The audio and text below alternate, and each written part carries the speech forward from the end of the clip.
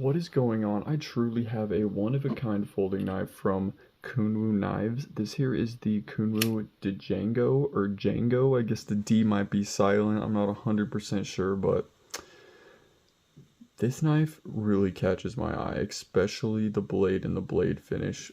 We got the Bowie / clip point blade that does come down to a nice thin edge.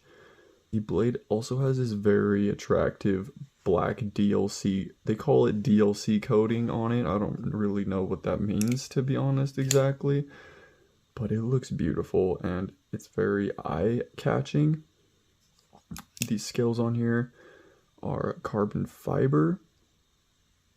Now, out of all the carbon fiber scales that I have seen on different folding knives out there, this is so well done and just so well milled out. I'm so impressed by like the ergonomics and just the quality of this carbon fiber. It feels so seamless and so perfect, and I can 100% understand the hype that I've heard about this knife and just about Kunwu knives in general. Like, this thing is crazy, and for the price, there's nothing, I can't think of anything that can compete with most of Kunwu knife models, like even this one. The pocket clip titanium pocket clip is a pretty good design. It's not too stiff. It has a pretty good stiffness, so I think it's going to go in and out of your pocket pretty easily. The axis style lock on here is one of the best axis style locks I've ever manipulated. If you can look on there, we got some jimping on each button or switch. I guess they're switches.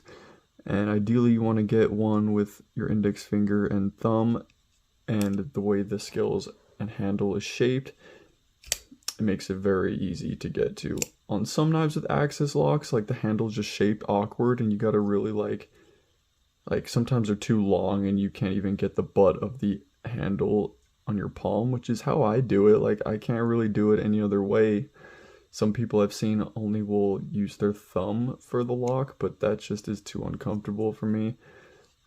Like, the way I do it, I just put the butt of the handle on my palm, and then I get both buttons like that and pinch it, and then you can either deploy the knife like that, or you can use the fuller here, which does work very well for the reverse flick. Might be able to do like a thumb flick if you mess with it a little bit, but I think it's mainly just a reverse flick knife. Now, this knife does come new with a wire clip, I'm pretty sure, which both clips are reversible, so you can put them on either side. You do got this minimalist titanium back spacer, which I forgot to mention, with like the lanyard loop.